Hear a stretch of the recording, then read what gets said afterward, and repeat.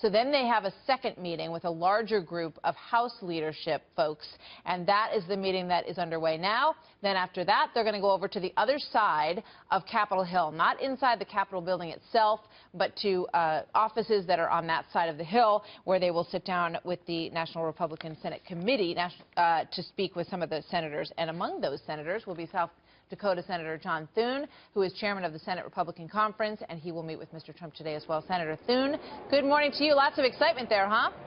Good morning, Martha. I guess it is indeed, yes. So what's your take on all this?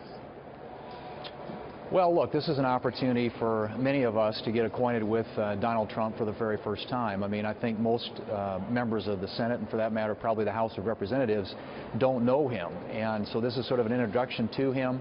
It's an opportunity for us to hear from him about his vision for the future of this country, what he intends to do to unite the party and the nation as we head into the fall election. And so we're looking forward to a good and productive meeting, but it really is just for us an opportunity really to get acquainted with someone who we expect to be our party's nominee. So he just met with Paul Ryan. How important do you think it is for Paul Ryan to endorse him? Well, you know, Paul Ryan will make his own decisions and his own conclusions about that. Obviously, this is a process, I think, that needs to happen organically. You can't force that, and these are two people who need to get to know each other, and this meeting this morning, I think, represents at least a first opportunity to do that, and I'm sure there will be more meetings in the future. But in the end, I believe that when the fall election comes around, that we'll have a team that is united, that is unified, that recognizes that we can't allow Hillary Clinton to get a third term for Barack Obama. His policies have failed this country. Two-thirds of the American people believe that the country's on the wrong track, whether it comes to national security, to the economy, to Obamacare. These policies haven't worked, and we need a new direction. Well, you know what? A lot of people in the sort of rise of Trump have pointed the finger at you guys, frankly, and said that, you know, people on Capitol Hill just aren't getting anything done. So now you guys are going to sit down with Donald Trump. What are you going to say to him? How are you going to approach that part of this equation? Well, look, you know, in order for anything consequential to happen here in Washington, you have to have presidential leadership. And yes, we in the United States Senate, I believe, the last few years at least, have tried to get some things done, and I think been fairly successful given what we're dealing with, the president who opposes us at every turn. We would like to work with a president that actually wants to get things done for the country, big, bold things that will get this economy growing at a faster rate, create better paying jobs, keep Americans safe into the future.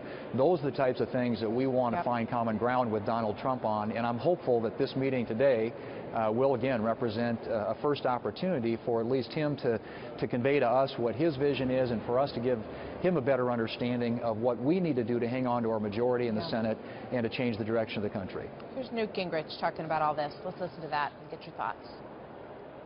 One of Trump's great strengths is he's like the boy who says the emperor has no clothing. When Trump sees something stupid, he says it's stupid. Now, that's an enormous shock to many of our friends here who've been told you're supposed to say it's lacking in brilliance, which is the closest you can get to stupid. Yeah, so he's saying, you know, enough with all the formalities, but the word is that some of the senators are going to talk to him about toning it down a little bit and toning down the insults. Do you expect to hear that conversation in there today? I expect it'll be a fairly frank conversation, and it should be. The stakes are very high for the future of this country. He's our presumptive nominee. We have a lot of senators who are running for re-election to the Senate this year. We want to have a Senate majority for a Republican president to work with come January of next year. And so it's important as we pivot to the general election that we get it right. And I suspect that the conversation will involve the tone for the campaign. I think it'll talk about the policy issues that will be debated during the campaign, and for sure what Donald Trump's vision and agenda is for the future of this country. Will you ask him to tone it down?